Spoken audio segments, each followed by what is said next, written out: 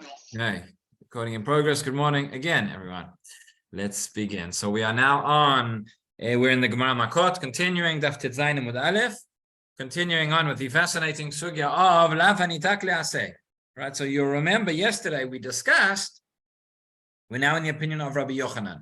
We're talking about the different times when, although the principle is that a Lav Hanitak Le'aseh one does not get Makkot for, we said there may be situations whereby one would get Makkot, right? And this is the Machloket we've been discussing now for a number of Shiurim between Reish Lakish and Rabbi Yochanan. According to Reish Lakish, we say Kimo or lo Kimo, meaning when a person has transgressed the Lav, they then come to Beit Din, and Beit Din says you now have to perform the Aseh. So a person stole money, and the Beit Din says you now have to give the money back, or whatever it may be. A person, whatever Lav they've transgressed, they now have the opportunity to perform the Aseh. For whatever reason, the person does not perform the Aseh, that is lo kimo, and there and then they would get Malkot. That is according to Reish Lakish. According to Rabbi Yochanan, we say no, we say bitlo lo bitlo, meaning it's not that the person has now not fulfilled the Aseh, but it's only if they have removed, they have cancelled the entire possibility of being able to perform the Aseh that they would then get Malkot in place of the Aseh. But how did you want to ask something? Did you have a question? No? Okay. So there, then we were discussing, we went through a number of examples, but the question is, how many examples are there? So for Reish Lakish, we understand we could find just about any Lav Hanitak Le'aseh could fulfill this criteria because the person just didn't do it. But according to Rabbi Yochanan, when we say you need to create a situation whereby it is impossible to fulfill the Aseh, Rabbi Yochanan said, in fact, there are only two examples of that. And of course, whenever we say there are only two examples, the Gemara is going to say, what do you mean there are only two examples? We'll find many, many more. And then, of course, the Achronim will come along and say, what do you mean the Gemara only found those examples? We can find even more. And then so lots of interesting discussions in the Achronim around this. We might mention one or two of them. But just before that, so there's an interesting question as well. We've touched on it, but why is it in the first place that the Lav Hanitak Le'aseh does not get, you don't get Malkot for, right? The principle is any lot Aseh Shebat you would get Malkot. And then we said if there's an Aseh, you would not get Malkot. So here we see that it's very much connected, because if you remove the Aseh, the Malkot, whatever remove it means, but the Malkot sort of kicks in again, so to speak. So we've explained before that one of the ideas is in terms of a kapara. This seems to be Rashi's approach, that the punishment that you get, the Malkot would bring atonement for the Lav which one had performed, or atonement, or maybe punishment, right? The Lav comes as a punishment, but instead of the Lav, the extra Aseh that a person has to do, that comes sort of as his punishment, or that comes as atonement in place. There is a very interesting, I saw this morning, a very interesting language in the Ritva, which I'll share with you. The Ritva says something like this. So going back, it's on the previous daf, it's on Tetvav Amud Aleph. I'll put it up on the screen. Just bear with me. Screen.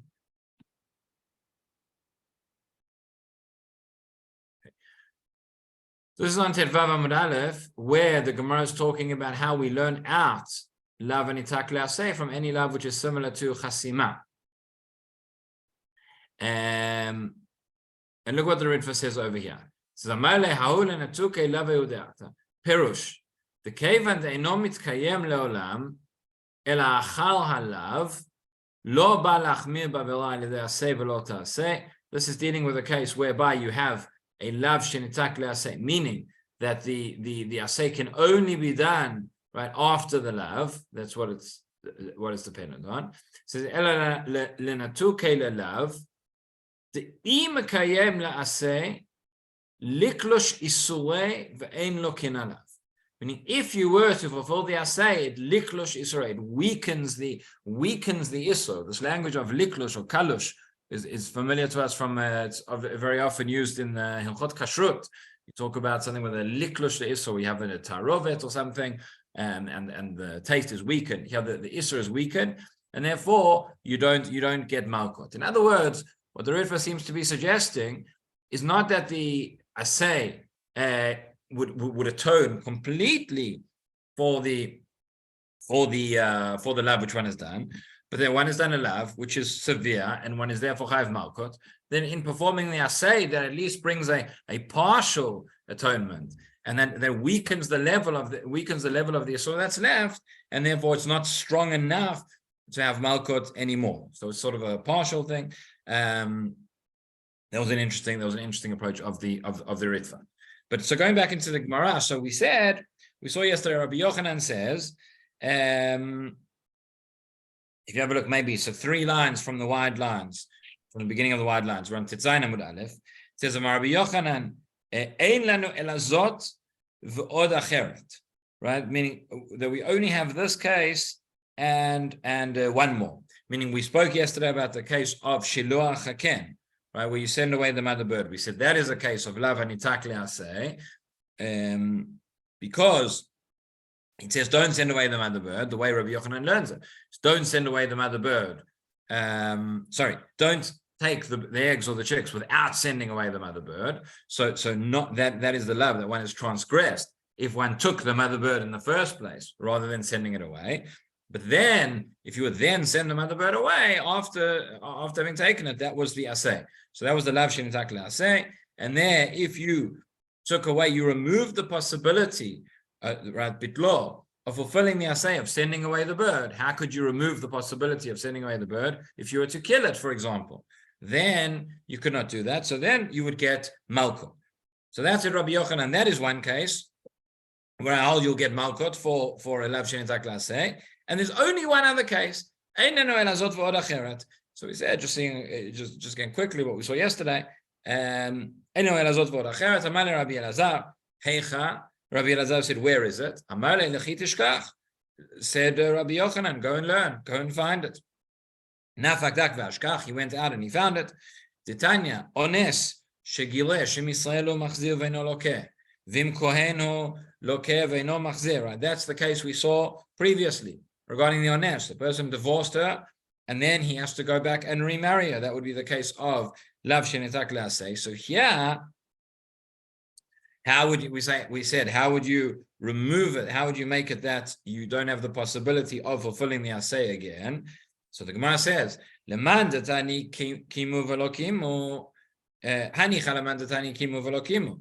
For the one who says it's about whether you fulfilled it or not, that makes sense, because he just didn't remarry. Ela leman datani bitlo v'lo bitlo. But for Rabbi Yochanan, who says it's about bitlo and lo bitlo, hechi mishkachat. What's the case?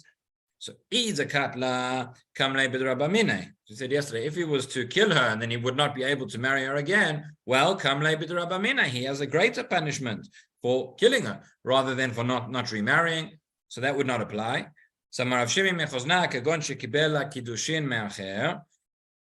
Right, then there was the suggestion to say he cancelled, he nullified the possibility of remarrying her because he accepted kiddushin for her from somebody else.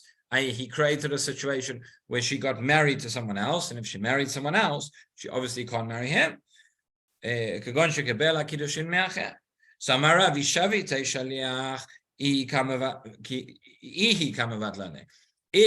could he accept kiddushin on her behalf? If he was a shaliach, well, he's not the one who's accepting the kiddushin. He's the shaliach. He's doing it on her behalf, and therefore, in effect, she is the one doing it.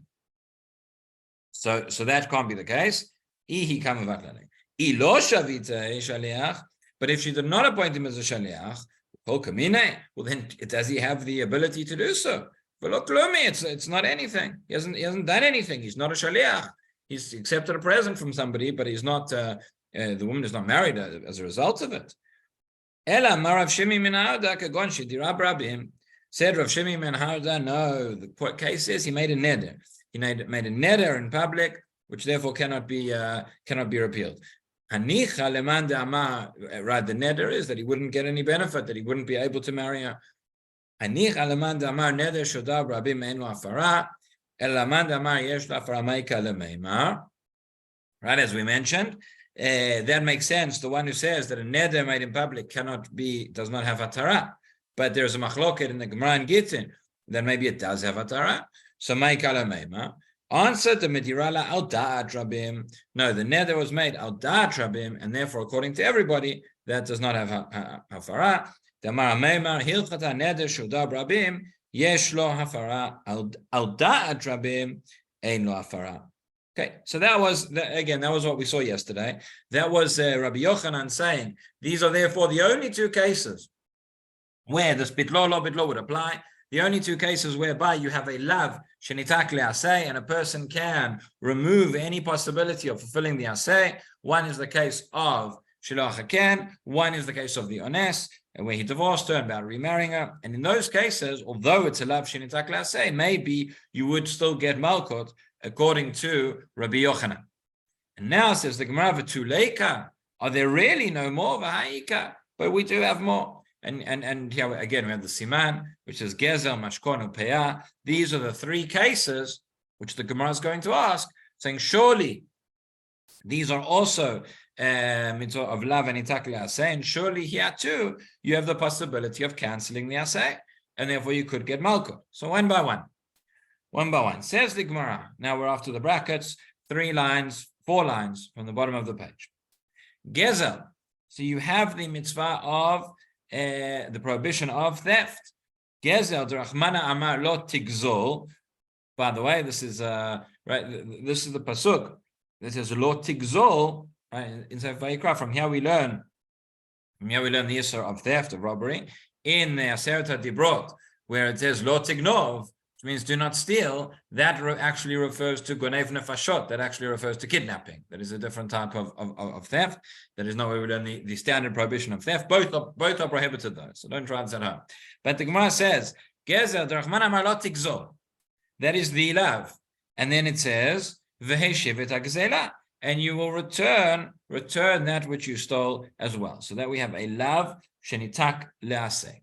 We know, by the way, as well, that from the Torah, if a person steals, it's not just enough, he goes to Beit Din, it's not just enough to give back that which he stole. There is a knas. There is a knas, which is a fine which is imposed upon him, and therefore he has to give, if he stole money, he has to give back what's called the keren, which is the amount that he stole, and he has to give back kefel. He has to give back also double that amount. That is a penalty which is imposed upon him. If he stole a shor or a ser, right, an ox or a sheep, an animal, and he sold it or he slaughtered it, then he has to pay back 4 times or 5 times that amount. Those payments don't really apply nowadays because it is a knas, and we don't have the ability, where we don't have a beit din smuchin, we don't have the ability to impose different knasot. We discussed this in the first Perek, and I think other times the idea of knas versus mammon. In any event, but you have lo tigzol. Kefel is with gzela or geneva? What do you? Sorry, I thought that kefel is with the ganav, and then you give kefel, but gzela you don't. There's a difference between geneva and gzela, no? In terms of? In case of what it is. Yeah, it could be. It could be. I'm not sure. In terms of the kefel, I'll have to get back to you. I have to check that. But okay. But in any event, so we have lo tigzol and we have a shivet ha'gezela, right? So you have a person stole and they have to return. They have to return that which they stole. So that is a lav shenitak le'aseh. Right, mashkon, and again the mashkon, which is the sort of the collateral on a loan which you take from somebody. Derachman amar lo tavo beito lavot avoto. Don't go into his house to take the mashkon away from him. Right, va'ashev tashiv lo. You have to return it. If the person who had the mashkon is a poor person, they need it back. You can't take it overnight. You can't go and forcibly remove it from him. And if you did, you have to go and return it. So both these cases are you have to go back and return it. Both of these will be cases of lav hanitak le'aseh. Now, in both of these cases, says the Gemara, mashkachat le bekimo velo kimo ubidlo velo bidlo. Whether you say that it is kimo no kimo, or you say it's bidlo lo bidlo, whether you say like Rabbi Yochanan, or you say like Reish Lakish. In both cases, we find a way that you could have cancelled it or not performed it, and you would get the Makkot. It's interesting that the Gemara says kimo v'lo kimo, bitlo v'lo bitlo, meaning kimo v'lo kimo would apply anywhere, would apply to any lav shenitzak la'aseh, but bitlo v'lo bitlo is really what interests us. How could you cancel it in this case? Well, you take the object, the person takes the object which he's stolen, and he could destroy it, and then he can't give it back. So says the Gemara, hatam kevan d'chayef v'tashlumin ein lokeh u'mishalem. Now the fact is that in these cases, even if you destroyed it, even if you can't now fulfill the asay of returning that which you stole, or returning the mashkon, the fact that you did something to it, you still have to pay damages. You have to pay the mandatory amount. So you are still required. You're still required to pay, and therefore we say ein lokeh mishalem. We're not going to get. We're not going to give two punishments. The mandatory punishment there is required, and therefore there would not be malkot in these cases. Okay. Matkifla, now on the last line, Matkifla Rabbi Zera, Ha'ika mashkono shel ger. So Rabbi Zera says, what about the mashkon of a ger? The meta ger. And he dies. So says Rashi here, Rashi on the bottom line. So first of all, he tells us, mashkon, mashkachat le bitlo. What's the case whereby he nullifies, where he removes the possibility of returning the mashkon? If he burns it, he destroyed it. So arei mashkonon shel ger. So you have a case where you have a ger and you have his mashkon. V'safo b'chayei ager v'met ager. He burnt it, destroyed it while he was still alive, and then this ger he took the mashkon from died. V'ein lo yoshin deleta b'tashlumin, and he has no yoshin. He has no inheritance. For whom he'd have to pay the money back. That's the point, right? We know that a ger, is a ger shenitkayer kekatan shenolad dami. Person who, when a person is mitkayer, they are like a new person. They don't have any halachic connection to their former relatives anymore, and therefore there are no inheritance. If it was somebody else, you stole the money from a person, and the person died. Well, their children who would inherit them, you would have to pay it back to them. But here in the case of the ger, the yoshim, there are no yoshim, and therefore there is no mandatory obligation. So once that happens, we say there is no chiyuv of tashlumin. So maybe he should get malkot in that case. That's Rabbi Zera's question. Rabbi Zera over the page. Answer. So answers the Gemara like this. It says no. Hatam gabra bat tashluminu v'shibuda the geru the kapaka. Meaning we said the reason why you can't get malkot is because you have the mandatory obligation to pay it back. So we said maybe there's a case where you can't pay it back, where you don't need to pay it back because you took it from a ger and he died, and then there is no inheritors, and therefore your mandatory obligation has fallen away, and therefore you'd get malkot. So says the Gemara, that's incorrect. You say hatam gavra bar tashluminu, meaning you still intrinsically are required to pay. You still have this debt. It happens to be there's something technical, right? Shepura the geru the kapaka, meaning that there's no one for you to pay it to. You can't pay it in practice, but really you're still chayav in that tashlumin, and therefore you'd not be chayav in malkut. Says Rashi at the top of Amud Bet, he says hatam gavra bar tashluminu chesafo v'lo nitchayav malkut bebitul zeh. Right, when he burnt it, when he destroyed the mashkon, he was not at that point chayav malkut with the spitul. V'hai the lo mishalem. The fact that he's now not paying is not because he wasn't required to pay, but mishum the shibuda the ger kapaka lachar zman, that the obligation sort of disappeared after time, the practical possibility to pay. But the initial chiyuv was still there, and therefore neither of these cases would be ones whereby you would have the malkut as a result of canceling the asay. Okay, what about another case? Says the Gemara, v'ha'ika peya. What about peya? Right, the Torah says, Rahman Amar, Lot chalei peyat sadecha, right, la'ani v'lager ta'azov otam. One is required to leave a corner of the field corner of the field, for the ani, for the ger, for the poor people, for those who are unable to provide for themselves. One needs to leave aside this corner which you don't harvest, and you let the poor come and collect the crops. What if a person didn't? So then, then you would be required to set it aside, and therefore this is going to be a lav shenei tak la'aseh, meaning if the person did not transgress the lav of lo t'chaleh pe'at sadecha, then they would still have to la'ani v'lager ta'azov otam. Those are the two parts. Lo t'chaleh pe'at sadecha, don't consume entirely the corner of the field, right? That is the lav. And if you did entirely consume it, no, or you did start harvesting it or start taking from it, nonetheless, le'ani v'lager ta'azov otam, go back and leave it. That is the aseh. So that is the lav shenitak le'aseh.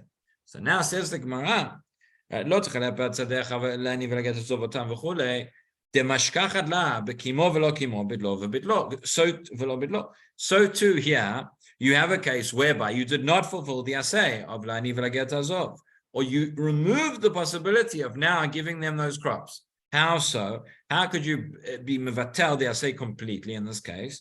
Titnan. We have a Mishnah that says, mitzvat peah la'aflish min hakama.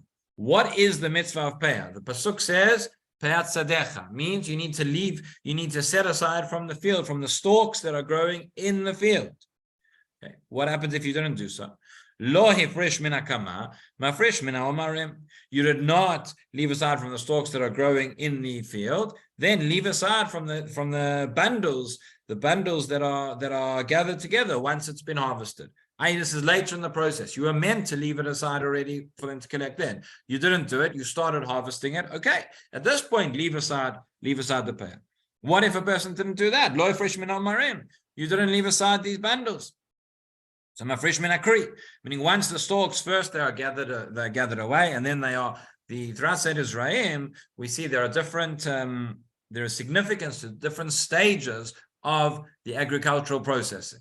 Right? For example, when it comes to Trumot and Masrot, from what stage is the crop chayav in Trumot and Masrot, i.e., it's always going to be chayav in Trumot and Masrot, but achilat arai, for example, a person goes out to the field and could just eat something, take a certain stalk or something and eat it without separating Trumot and Masrot. At a certain stage earlier in the process, that would be allowed. Later on, it would not be. From the time that we say the Gemar Melacha has been done. So you have the harvesting, you have it put into bundles, then these bundles are sort of put together in what's called a kri, and then the kri, this kind of gathered together, the wheat or whatever grain it may be, is then smoothed out. So again, titnan mitzvat peah la'afrish min hakama. Lo ifrish min hakama mafrish min ha'omarin. You didn't leave it aside from the stalks in the field, so then from the bundles. If you did not lo ifrish min ha'omarim, you did not set aside for the poor from there, so mafrish min hakri. In the next stage, ad shelo mirech, until it had been the whole pile of grain had been smoothed out. But if it had already been smoothed out, meaning until that point, the poor can come and take. There's no question of trumot masrot or anything like that.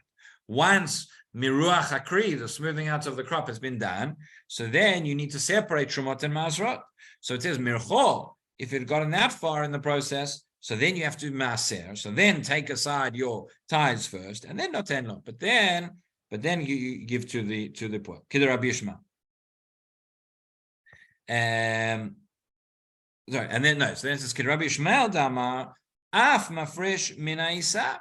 So Rabbi Yishmael says even if it's you've already taken it and you've ground it down and it's now dough, right? You have to, but you remember that you didn't separate. Peah,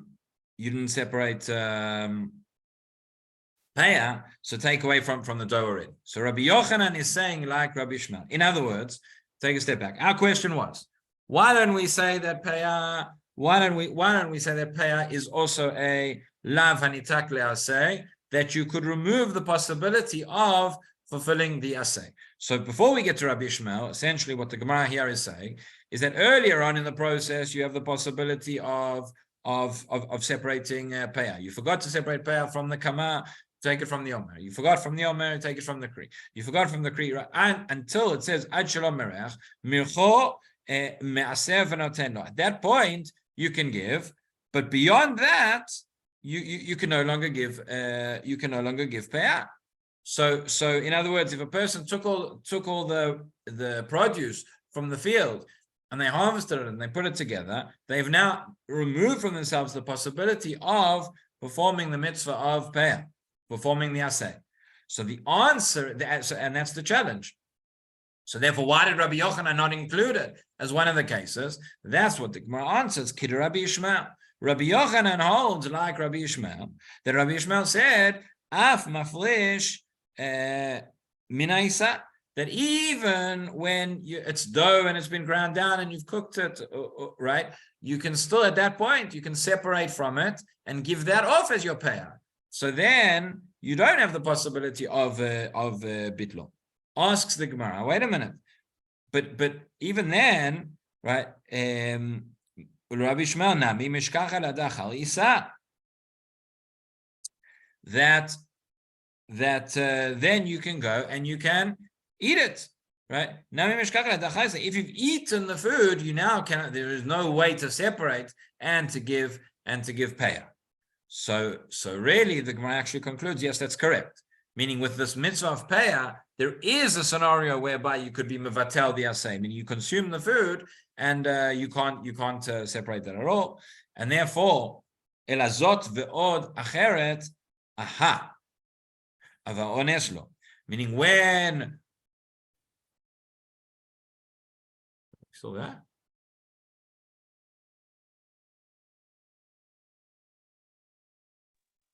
Sorry, my computer just something. I thought I'd lost you. Glad I haven't.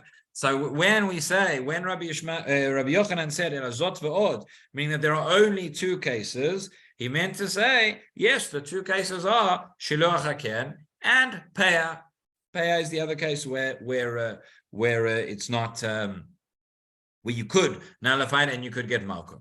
Okay, what about the case of ones, which we said before? Right, zot ve'od achad aha. Ava ones lo, right? The case of ones is not included. That is not one where we would say bitlo. But why not? We said before, we must say that there could be a case of the ones, right, where he divorced her, where he made this neder al dat rabim, and therefore he's removed the possibility of fulfilling the asay. So answers the Gemara now like this: Ava ones lo, the hecha amrinan al dat rabim. Ein lo hafara. That which we said, yes, a person makes a neder al dat rabim, there is no hafara for that neder. That is in a case of lidvar reshut, something which is reshut, something which is permission. Aval lidvar mitzvah yesh lo hafara. But if you make a neder about something which is a dvar mitzvah, you can for sure have hafara because it's a mitzvah which you're required to do. In this case, the person has a mitzvah, he's required to go back and remarry her, and therefore he can have a Torah for his neder in order that he can fulfill the mitzvah. And now the Gemara just proves this to us. It says kiha tahau mikre daudiki dava pasha beyenuke. Right, there was a case of a certain teacher, certain melamed, who would hit his students too much. Rashi says dava pasha beyenuke. We'll go back and see the other Rashis in a moment. But Rashi here says dava pasha beyenuke makeh otam yoter midai. He would hit them too much. We've spoken previously in the section where we learned about Arei Miklat, about teachers hitting students and parents hitting children, and as we've said, things are a little bit different nowadays. But in those days, so this teacher was hitting the students too much. Adrei Rav Acha. So Rav Acha removed him. Right, he made an neder that he wouldn't teach them anymore. V'hadrei Ravina delosh takach t'dai kvate. But then Ravina reinstated him because there was nobody else who could teach like him, despite the fact that he was going a little bit far in terms of the discipline. Okay, so let's just see Rashi going back what we said regarding payah.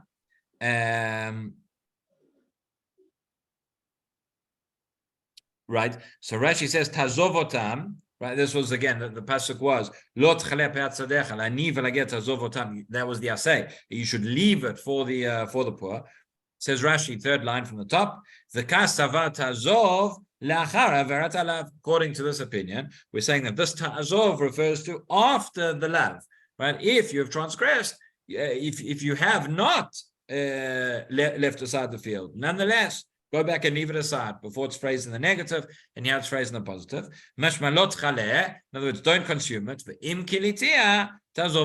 if you did, so leave aside what you've harvested. So we have, says Rashi, we have the possibility whereby you have cancelled this mitzvah. Kegon shetachanet achitin. If you've already ground the wheat, the two late leila kiyumei say that you no longer have the possibility of fulfilling the assay. Sheharei kna'an b'shinui. The person, although they're not actually yours, because you meant to give them to the poor, when you've made that change, what's called the shinoi ma'aseh, you have now acquired them in that way. Kedetanya debotan chitai mechayvo litna, aval im tachnan lo. That if it's still wheat, you're required to give it over, but once it's not, you aren't anymore. That was according to the first opinion, right? We saw that Rabbi Ishmael held differently. Yeah, we say mercho v'nitchayev b'maaser. But at that stage where you've smoothed out the bundle, so then it would be chayev in maaser. So maaser tchilat akri. So first separate what you need to for maaser, and then v'achar kach noten lo tapea. And then give the payah. In other words, the ani shouldn't lose out. Meaning you should lose out. Because you separate your maaser first and then give the gifts to the poor. Don't give the gifts to the poor and tell them to separate maaser. That's not. Those are exempt. And you're the one who brought it into a situation of chiyuv. Right, and continues Rashi, Avalit var mitzvah.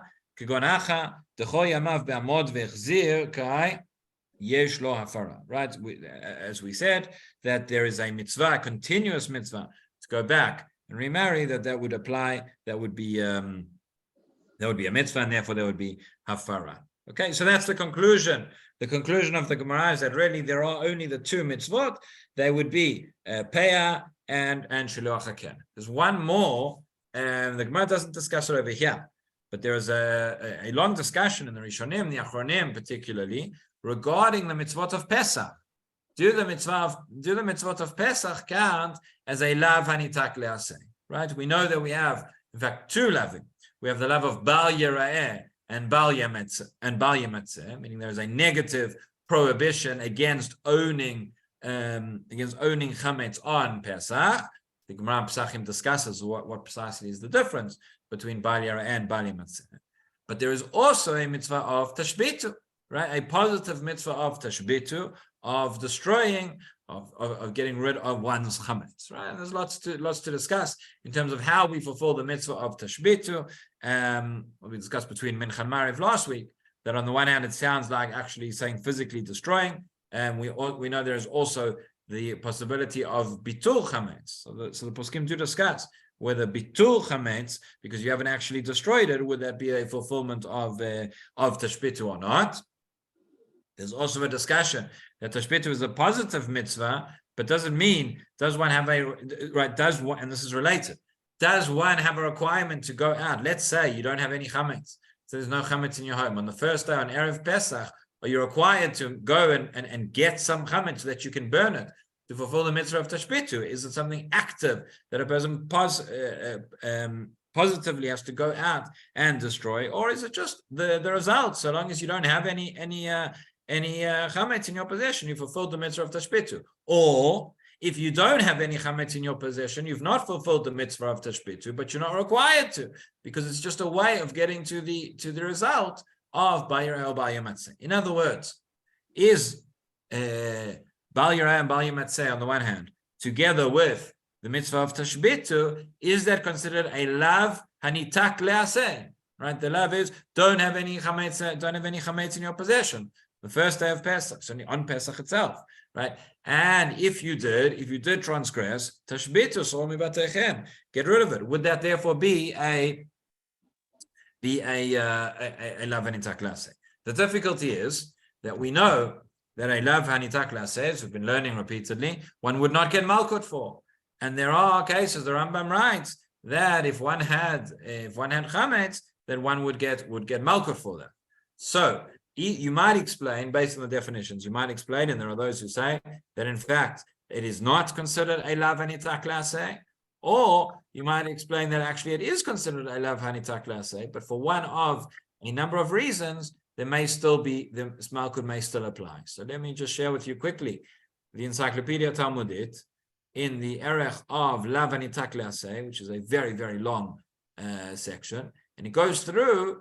Here, there's a section that goes specifically about chametz. So you can see here it says Lo yira'eh lecha chametz shivat yamim sa'or lo yimatzeh b'batechem.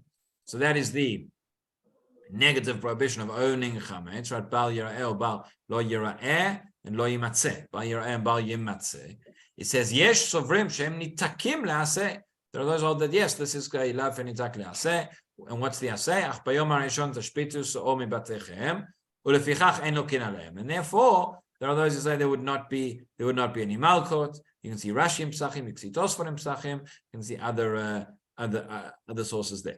V'yesh Rishonim shekatvu, and there are those Rishonim who held differently. Shehaover al ba yira'eh ba yimatzeh lokeh, who hold that yes, in fact, if one, you see in the Rambam, that if one transgressed ba yira'eh ba yimatzeh, they would get Malkot. So nichlaku b'da'atam. Why is that? Yesh shekatvu she'af ledatam halavim nitku la'aseh. So there are those who explain that even though this is a case of a lav nitak la'aseh, but maybe there are other things at play. Ve'ein lokeh lem avan la'lav ofen she'eino yachol lekayem et ha'aseh. That's what we've just learned. That is Rabbi Yochanan, right? That even if you would only get Malkot for a lav where you cannot fulfill the aseh, so Habechronim katvu sheladatam halavim einam nitakim la'aseh. Right? We have to go into the definitions of the mitzvah to understand why precisely that this is not a lav she'nitak la'aseh. So some of the reasons might be yesh shekatvu shu mishum she'aseh shel biur chametz eino noeg ela b'yudaled b'Nisan. Right, the positive mitzvah of biur chametz is only as a set time. It's only on Erev Pesach. V'alavim shabay yira'eh b'yimatzeh nove'eh ela b'shivat yemei Pesach. So it's not the same time. Bayir b'yimatzeh is only on the 7 days of Pesach itself. Biur chametz comes at a separate time. Lesovrim can ubizman shavar lalavim shuv eno yachol lekayem ma'aseh. And therefore, at the time when you fulfill when you transgress the lav, you can't fulfill the aseh. Okay, there are machlokot about all of these details, but that is one opinion. V'yesh shekatvu she'aseh eno menatek talavim mishum she'aseh echad eno menatek shnei lavim. Right? We say here it's different. Here there are two lavim. There are two different prohibitions. One of Bal Yira'eh and Bal Yimatzeh. We can have a lav anitak le'aseh when it's one negative and one positive. Here it's two lavim, so you can't have one aseh that's menatek both of them. That's another opinion. V'yesh shekatvu she'aseh no menatek talavim mishum she'aseh shel tashbitu kodem lelavin shebal Yira'eh Bal Yimatzeh v'ulav shekadmo aseh. Right? You might say there are those who hold that in fact the aseh comes first. It comes before Bayir al Bal Yimatzeh. That's another sugya we discussed as well, and therefore it's not connected. Right? Sovrim can, as we said, machlokot about all these details. V'yesh shekatvu she'aseh shel tashbitu eino menatek talavim mishum shezoi mitzvah b'shev al ta'aseh, because there are those who hold this is a passive mitzvah of just not owning chametz rather than actively going out and destroying it. We said there are those who hold differently on that as well. V'yesh shekatvu shumishum she'aseh shel tashbitu lo ne'emar b'lashon shel halavim v'lo yira'eh v'lo yimatzeh, meaning it's not written in the pasuk together with those, or it's not written in the same language as those. V'yesh shekatvu shumishum shebasha'a shavar la'alav avar af al ha'aseh. But there are those who say that really the two mitzvot are both sides of the same coin. At the moment you have transgressed the lav, you have also transgressed the aseh in the same action. Don't own chametz and destroy chametz. You've owned chametz and you've not destroyed it. That in itself is the same, right? So therefore, those are some of the explanations why, according to those who say that Bayir Bal Yimatzeh and Tashbitu would not fit into the regular pattern of lav nitak la'aseh. There are those who hold that it would fit in, but but that's something that's related to our sugya as well. Beseder. So the next section, part of the Mishnah, talks about eating nevelot treifot and getting a number of lashes for the same action. That is what we will pick up with next week. So adkan for today. Yashar koach to everybody. Just a reminder that next week the shiur will be each day at 9 o'clock. 9 to 9:30. 9 to 9:30. Yeah. Yashar koach.